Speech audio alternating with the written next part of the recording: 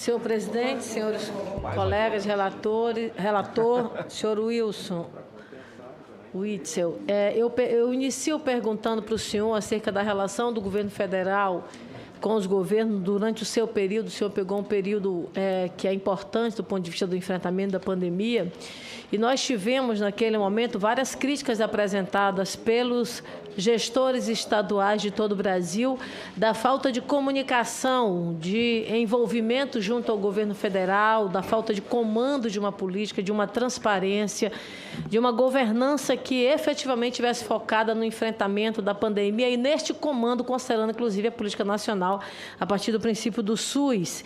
E, em cima disso, nós tivemos várias recomendações do Tribunal de Contas da União que apontava exatamente uma falta de planejamento, uma falta de uma ação mais unificada, eu diria assim. E um dos termos, por exemplo, do ministro Benjamin, ele coloca o seguinte, que ele aponta a falta de planejamento para a compra de insumos, medicamentos e também equipamentos.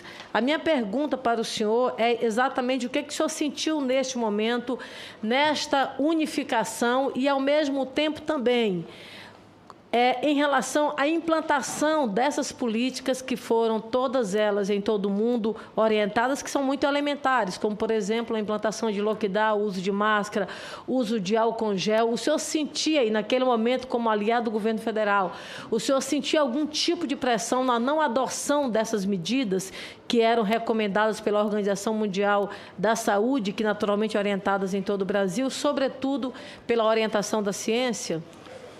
Senadora Lisiane, obrigado pela pergunta. É fato notório que todos os governadores, através do fórum, estávamos clamando por uma organização central no combate à pandemia. E, como eu falei no início do meu depoimento, na minha contribuição aqui, havia uma narrativa estruturada de que os governadores iriam exterminar empregos e iriam aproveitar a pandemia para roubar. Essa narrativa, ela foi avançando e nós vimos o que aconteceu. Sem apoio do governo federal, desestruturou-se o combate à pandemia. Tivemos grandes dificuldades para poder obter os insumos, respiradores, os leitos hospitalares, e isso foi fortalecendo essa narrativa de que, além dos governadores estarem destruindo empregos, querendo jogar a responsabilidade, politizando a pandemia, sabendo que a economia iria ser fragilizada, querendo colocar a responsabilidade dos governadores, que essa é a temática, né, do governo federal para responsabilizar os governadores pela pandemia. Então, foi preparado, né, no meu sentir. O senhor sentiu especificamente uma pressão no sentido de mudar um pouco essa rotina? Não. E, digamos, desvirtuar esse pensamento acerca dessas medidas? Os fatos demonstram que houve uma omissão, né? Houve um distanciamento. Nós não tínhamos reuniões com o presidente, e os ministros da Saúde não tinham a autonomia necessária. E os governadores fizeram várias cartas. As cartas estão publicadas. Nós queríamos diálogo, nós queríamos uma centralização, queríamos que o governo federal negociasse com a China, negociasse com quem quer que fosse para comprar os respiradores. Como isso não estava acontecendo e os leitos de CTI estavam ficando lotados, nós tivemos que partir para as medidas de isolamento, né, o isolamento mais contundente, infelizmente, e era nosso desespero, isolamento sem auxílio emergencial, que demorou, né, e tudo leva a crer que tudo isso foi feito para fragilizar os governos estaduais e responsabilizá-los, como está sendo agora, que os governadores acabaram com os empregos e, por conseguinte, falharam no combate à pandemia, fomentando ainda os desvios com essa perseguição com o processo penal. Então, essa narrativa toda está consubstanciada nessa série de fatos que eu estou aqui narrando e que deixam claro que politizou-se a pandemia e a principal vítima de tudo isso, é evidente que nós, governadores, estamos sofrendo, mas são as 491 mil pessoas que morreram em detrimento dessa política desastrosa de descontrole no combate à pandemia. Governador, o IABAS, não é, o Instituto de Atenção Básica e Avançada à Saúde, foi escolhido aí para construção e também gerir os hospitais de campanha, não é? Por exemplo, o custo médio de R$ 851 mil por leito envolve equipamentos, insumos profissionais da saúde e a própria construção da estrutura da unidade. A maior parte dos leitos prometidos não foram entregues, acabou que, em função disso, esse valor ele ainda encarece ainda mais exatamente pela falta de entrega. Quem indicou a contratação do IABAS? Senadora, eu, como governador, e se a senhora não foi governadora, um dia poderá sê-lo, nós, ao nomearmos o secretário de Saúde, e ele nomeia o seu corpo técnico, quem toma as decisões para a contratação são os técnicos. A estratégia de combate à pandemia, quem formula, obviamente, é o governador. Então, a minha estratégia foi, diante da negativa dos leitos dos hospitais federais, diante da negativa de um auxílio mais organizado por parte do governo federal com as Forças Armadas para hospitais de campanha com as Forças Armadas. Nós partimos, então eu dei a determinação para que se fizessem hospitais de campanha. Esses hospitais de campanha, eles foram planejados por essa empresa que, nos termos da Lei 13.979, no artigo 3º, inciso 7, não precisaria sequer ser licitado. Isso eu estou falando, avaliando a situação jurídica do caso. E foi feita uma avaliação. A Lei 13.979 não exige estudos preliminares e nós estávamos naquilo que se chama uma guerra. O senhor tinha conhecimento do IABAS? O senhor sabe que ela também foi a contratada para a construção de hospitais no estado do Amazonas, né? Bom, essa instituição, eu vi a saber da existência dela quando ela foi selecionada pela Secretaria de Saúde para poder fazer a instalação dos hospitais de campanha. Já tinha feito em São Paulo, já estava fazendo na Bahia. O senhor tem informação se ela tem alguma vinculação ou indicação junto a membros do governo federal? Senadora, aqui na delação do Edmar, que fica, do Edmar não, do depoimento do senhor Edson Torres, ele menciona que, numa conversa com Edmar Santos, o Edmar relata vou me poupar de ler aqui, mas depois encaminho a senhora, ele relata que o tal do Bertoldo, que eu só via conhecer durante 2 vezes, para dizer a ele que se ele não entregasse os hospitais, eu iria intervir, como de fato intervir, eu baixei um decreto intervindo nos hospitais federais, através da Fundação Estadual de Saúde, e todos os valores que foram pagos foram devidamente auditados pelo Tribunal de Contas do Estado. O senhor Edson Torres disse que, à época, o Bertoldo estava em Brasília e teria tido um contato com o então ministro Mandetta. Está aqui na folha 6 do relatório. Eu não sei se tem credibilidade ou não. O Bertoldo era ligado a IABAS. Aqui na página 6 do depoimento dele, que Edmar disse que não seria possível mudar o IABAS, pois esta estava em um bom relacionamento com o então ministro Mandetta.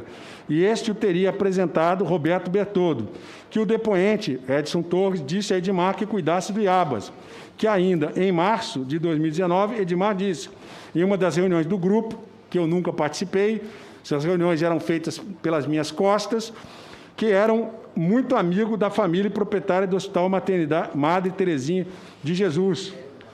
Então, esse trecho está no depoimento do Edson Torres.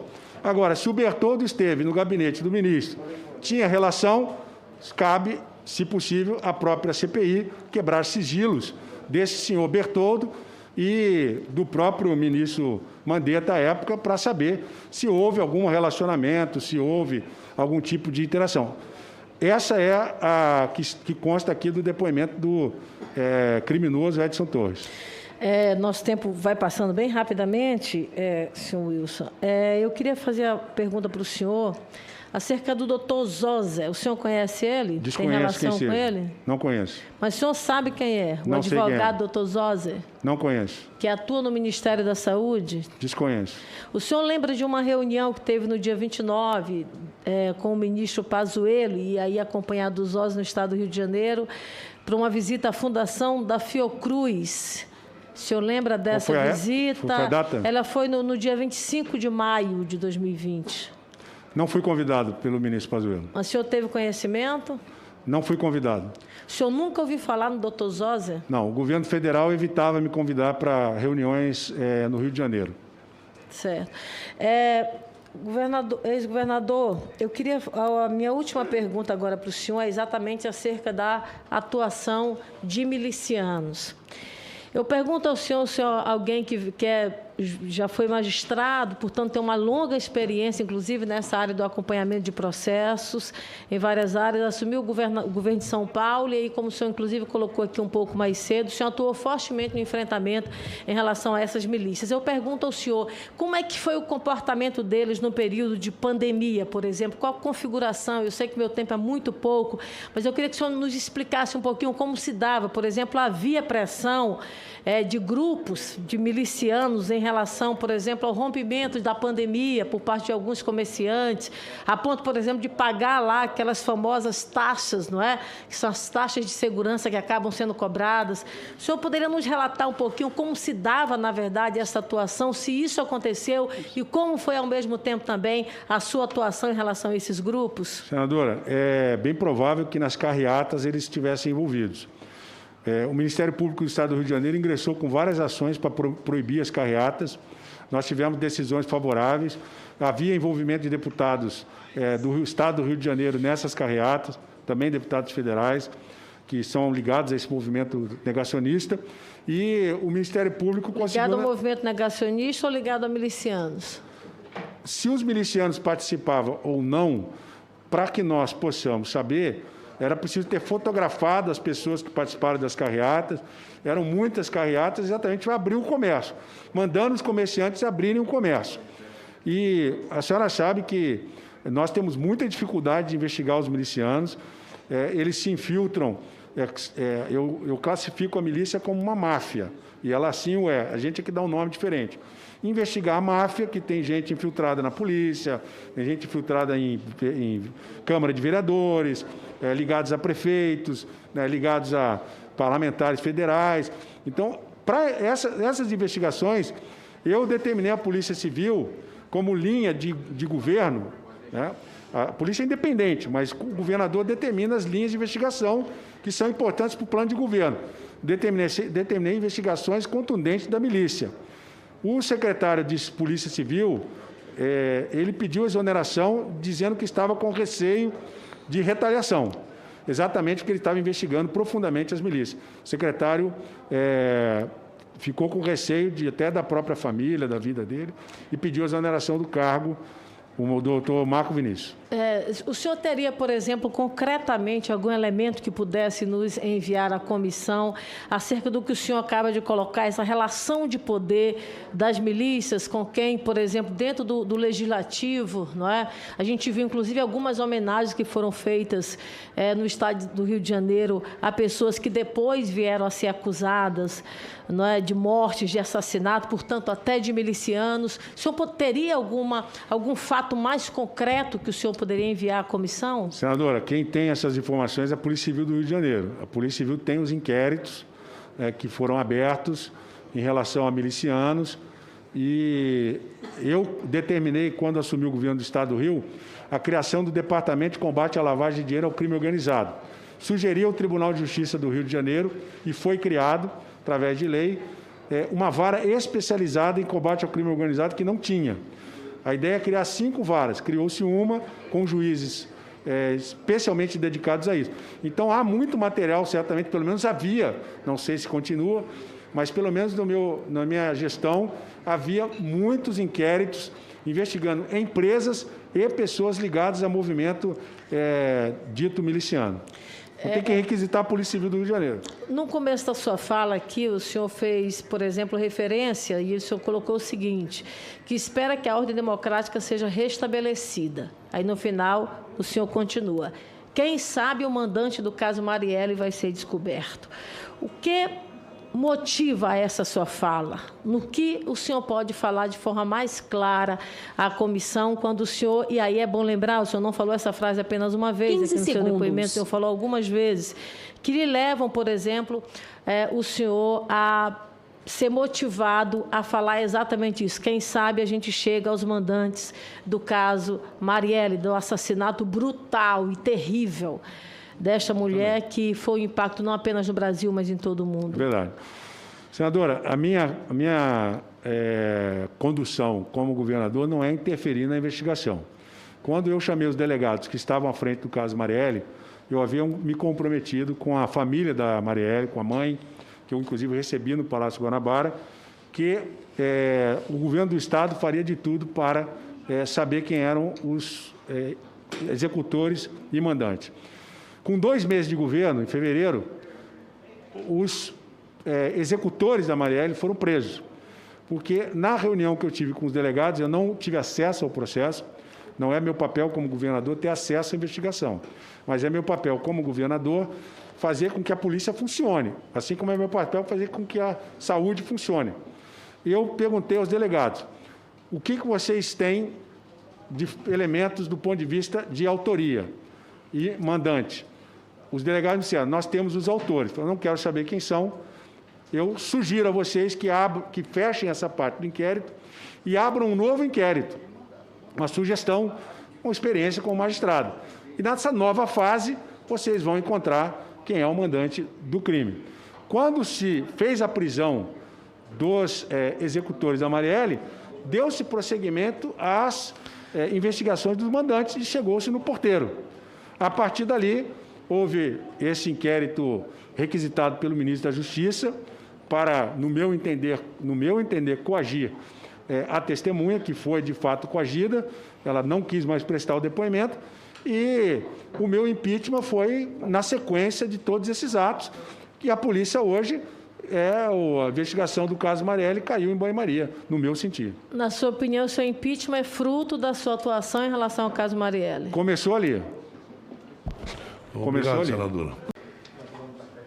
Senhor presidente e senhor governador, a primeira onda de casos e óbitos da Covid-19 no Rio de Janeiro começou em maio, teve seu ápice em julho, com quase 18 mil casos e 1.372 mortes, e persistiu com uma média de 12 mil casos semanais e 600 óbitos por semana, 12 mil casos semanais e 600 óbitos por semana até o final do ano. O Estado do Rio, senhor governador, ele tem uma relação, o Estado do Rio, a Secretaria Estadual de Saúde, tem uma relação per capita de leitos de internação que é de 2,04 por 1.000 habitantes, abaixo da média nacional, que é 2,13 por 1.000 habitantes, conforme é informado pelo CNES. Diferentemente do que ocorre com os demais estados, existe uma rede federal robusta no estado do Rio de Janeiro. Além da sede da Fiocruz, o Ministério da Saúde tem sob a sua gestão direta 1.600 leitos no Rio de Janeiro, em 6 grandes hospitais, Lagoa, Ipanema, Servidores do Estado, Cardoso Fontes, Bom Sucesso e Andaraí. E os 3 institutos nacionais de câncer, traumatortopedia e cardiologia, além dos hospitais universitários, das universidades federais. No entanto, esses hospitais vêm sofrendo denúncias sistemáticas sobre a falta de investimentos federais para a reposição da força de trabalho especializada, o fechamento de serviços, a precarização das condições de trabalho e o atendimento à população. Os hospitais federais, senhor governador, desde 2016, foram paulatinamente desfinanciados e desmantelados. Hoje, há 808 leitos federais no Rio de Janeiro que estão inoperantes, ou seja, 33% do total existente. Portanto, senhor governador, somente, por exemplo, o Hospital Bom Sucesso, que tinha 511 leitos, hoje possui só 370. E boa parte desses hospitais não se envolveram diretamente no enfrentamento à pandemia da Covid-19. Alegação: falta de funcionários que poderiam ter sido contratados pelo governo federal, mas, na verdade, o que nós podemos constatar, essa minha interpretação e leitura, é de que o governo federal não se interessou por colocar essa rede à disposição do enfrentamento à Covid-19.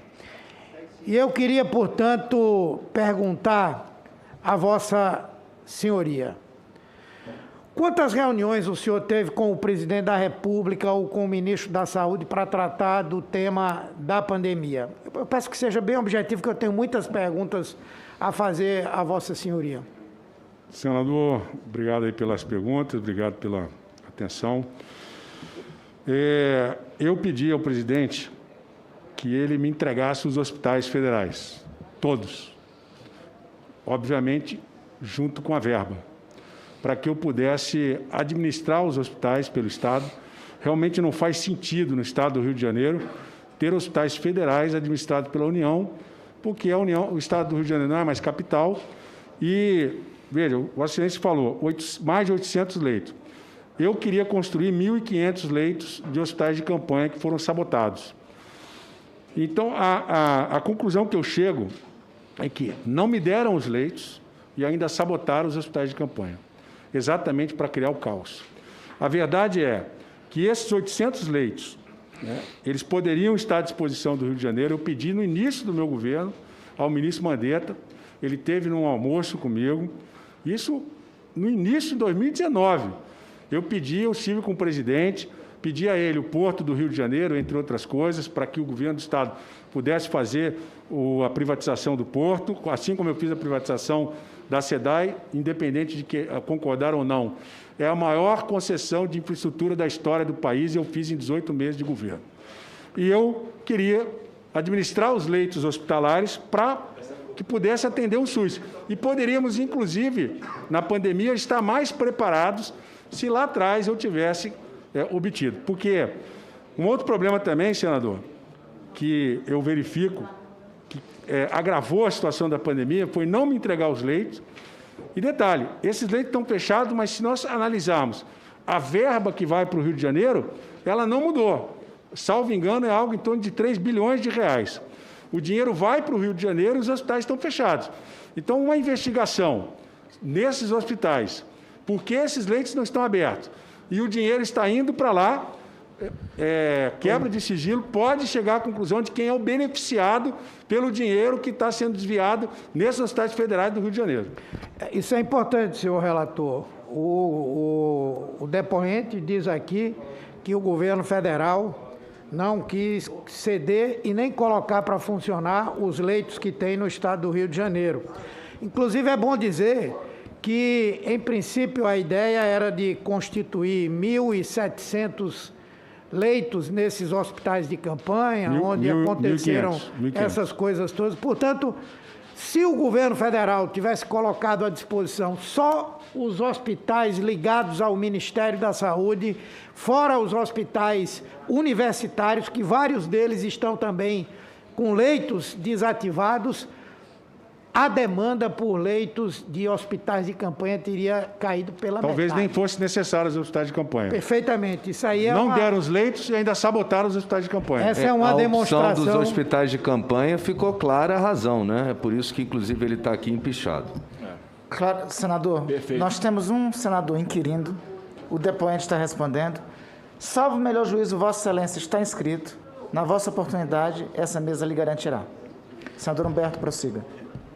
Eu pergunto também qual foi a postura do governo Bolsonaro em relação às medidas não medicalizantes, não é, como distanciamento social, distanciamento físico, uso de máscaras e informação ao público. Como o governo reagiu diante das medidas que Vossa Senhoria e também o prefeito da cidade do Rio de Janeiro tomaram em relação a isso? A propósito, o senhor acredita que as eventuais tentativas de sabotar essas medidas possam estar relacionadas a uma ideia de que o melhor caminho para enfrentar o vírus era deixar ele se disseminar, na visão do governo federal? Essa é a conclusão que eu chego. A ideia do governo federal era a contaminação de rebanho.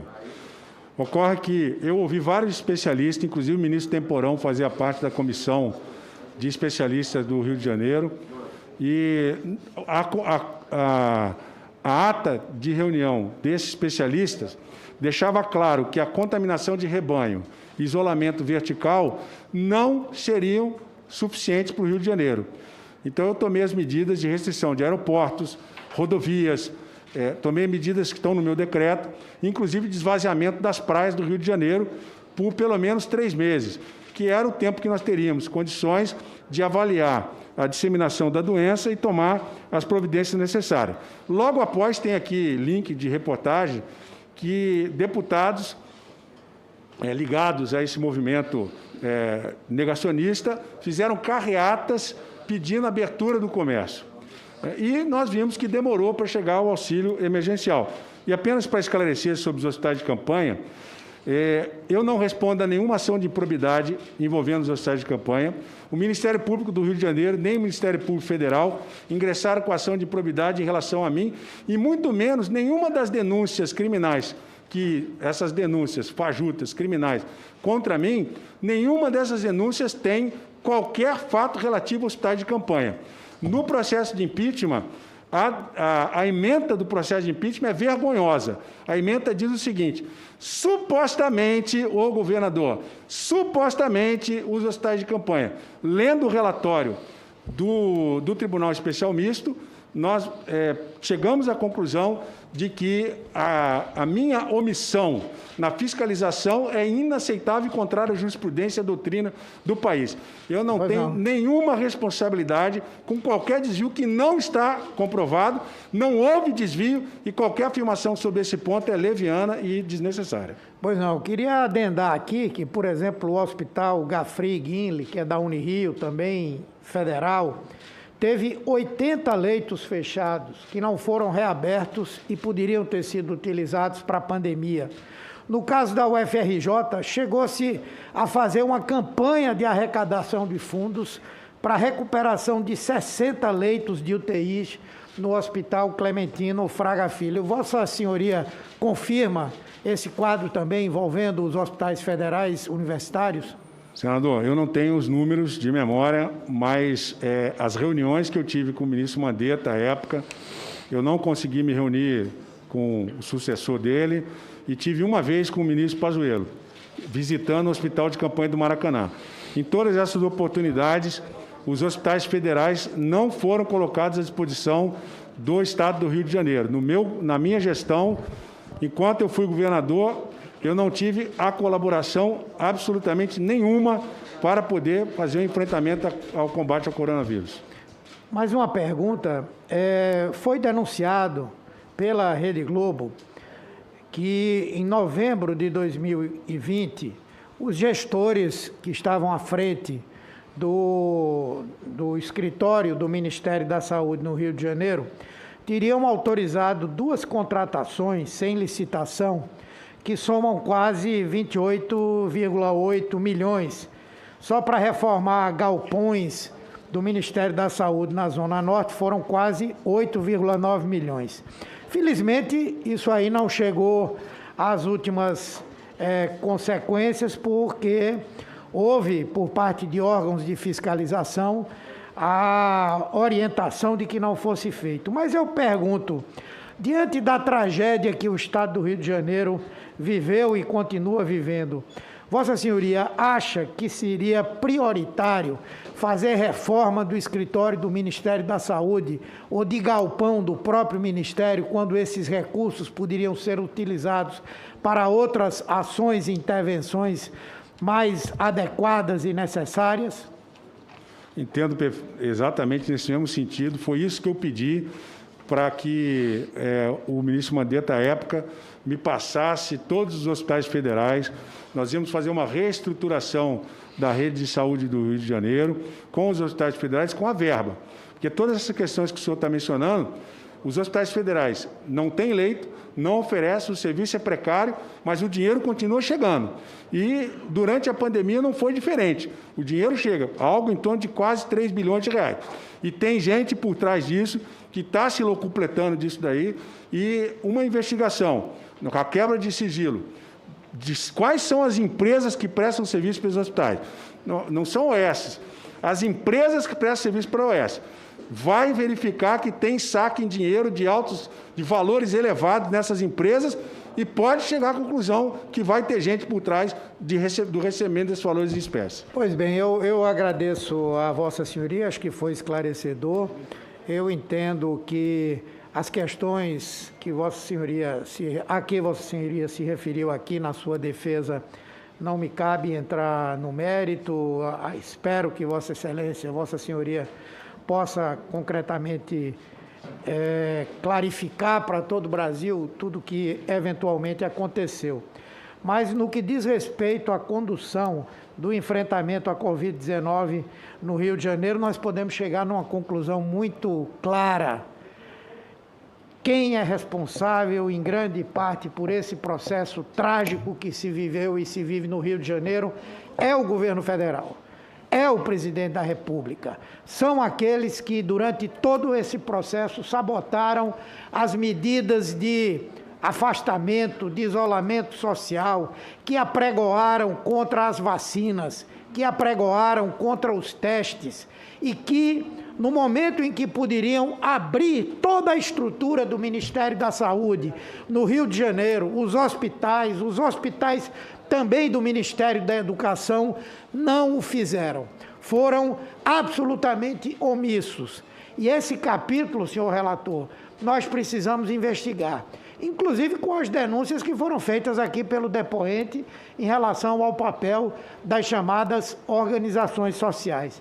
Diante disso, eu me sinto satisfeito com os aspectos aqui que investiguei, que levantei no que diz respeito à condução do enfrentamento à pandemia, e a mim só vieram as respostas a confirmar a minha avaliação de que a gestão que o governo federal deu a esse processo de enfrentamento à pandemia tiveram um objetivo claro de implementar essa imunidade coletiva por transmissão e refletem um absoluto e total descompromisso com a saúde da população brasileira. Muito obrigado, senhor presidente.